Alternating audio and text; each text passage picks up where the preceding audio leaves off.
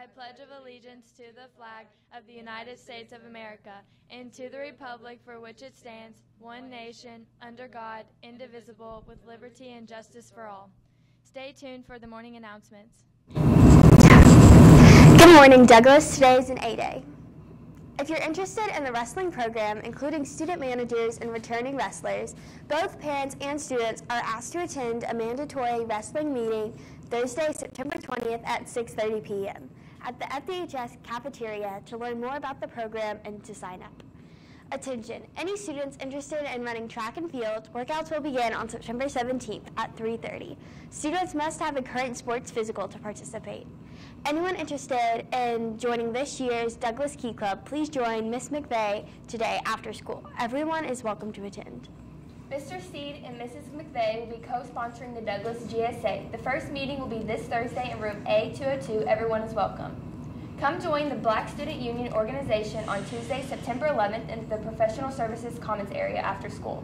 Stay tuned for Mr. Diaz.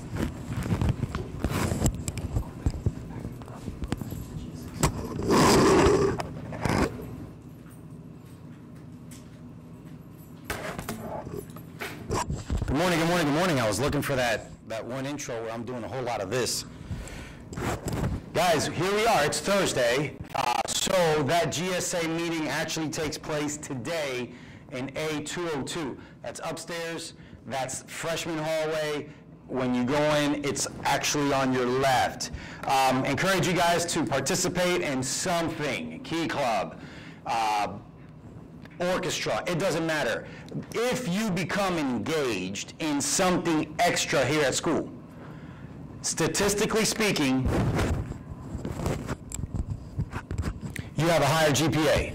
So there is evidence, research, Harvard and Stanford, and a lot of these guys, they've studied it. There's evidence that students that are engaged in things at the school beyond the academics have higher grade point averages and do better in school overall. Guys, a couple things real quick. Make sure you have your badge. Make sure you have your badge on. Make sure you have your badge on your lanyard or on your neck all day long. Teachers, take a second and scan the room. I'm scanning the studio here. There are quite a few kids in the studio. Last year we had like 3. This year we have like 33. Scan the room, make sure that everyone has their badge, and take a second and post your attendance for advisory. That's greatly appreciated. Attendance is extremely important. Today is Senior Picture Day. If you are a senior, we have a schedule laid out for you to take your senior picture. Listen to your teachers. Do not mess this up. Do not miss. This is important because there is no senior retakes. You got to go to the studio on your own time to do your senior picture retake. And we're putting the yearbook together. We got a great yearbook staff. We got a great yearbook plan. Last year's yearbook was unbelievable. We want to take that to the next level. Girls soccer last night with a huge win over Woodford County, who traditionally is a soccer powerhouse. That takes us to a 7-2 record. And guys, I got to tell you, our girls soccer program last year did not win a lot of games. This year, they're killing it. They're 7-2. Real proud of the growth, the maturity, and the steps that they've taken as a program.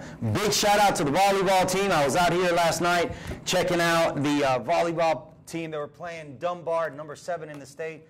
Great showing on their behalf. Want to send good luck to boys soccer. They go to Western Hills tonight, a pretty good program. And we have a huge volleyball game tonight. Huge. I need the student section there. It's against Madison Central, and this place needs to be rocking. Got to get the Jumbotron going. Got to do the whole atmosphere needs to be as good as possible. I want to talk to you guys about employability. Okay? So when you come to Douglas, you pick a career academy, right? The kids here in the studio, they're in the cinematography pathway. There's all kinds of pathways within your academy. So we want to know what kind of job you want to do in the future. We want to teach you some of the lessons, some of the skills, some of the curriculum that goes along with that job. We think that if you're learning something you like, you're going to be more motivated and more inclined to do better in school, right? Especially if it's something you pick. So if we're getting you ready for jobs after high school, we got to get you ready for what it is required when you actually have a job. You got to be responsible at the workplace. You got to be respectful to your co-workers and your supervisors. You can't go to a work site and hang out on your phone and expect to make $15, $20 an hour to be at work hanging out on your phone. So appropriate electronics is huge. You can't go to a work site and use inappropriate language. Appropriate language is huge. When you go to work, you got to do your job, being on task. When you go to work, you got to be on time, or they dock your pay. And once they get tired of docking your pay, they're just going to cut you loose. So what we try to preach, what we try to teach our kids with employability is being on time, being on task, using appropriate language, appropriate electronics, respectful and responsible. And the teachers have a computer program where they chart all those things. That's how you get your employability score. Last week, we gave out some tickets to the ball game based on students having that high employability score. If your employability score is below 60%, I'm not going to let you come to the homecoming dance. There's going to be expectations that go along with your employability score. You may get advantages when it comes down the road based on your EOS score. So I need you to care about your EOS score. And the last thing I need you to care about is I need you to care about advisory. I'm looking at you, the students in this building, and I'm telling you, if you're in 10th, 11th, and 12th grade, your advisory is focused on ACT. Getting your ACT score as high as possible equals money, scholarship money, opportunities. If you want to go to Stanford, or you want to go to Yale, if you want to go to one of those really prestigious higher educational institutions, you got to have a solid, outstanding ACT score. And what I tell parents is, if you send your kid to my school, whatever their ACT score is, I want to bump it up 4 points just because of the way we do advisory. But I can't do that if you're hanging out and not focused and not doing what you're supposed to do. Meet me halfway. Nobody else is doing this. Nobody else is taking care of their students like we are. Other schools are doing advisory, but they're not doing advisory like us.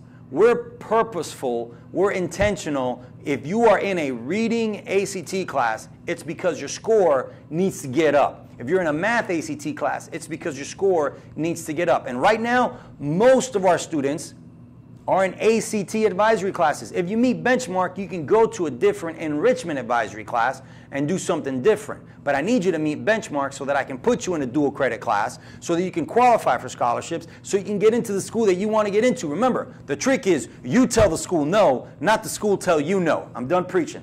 That's all the announcements I have for today. I'm Lester Diaz, your principal, and it is an honor and a privilege to serve you in this capacity.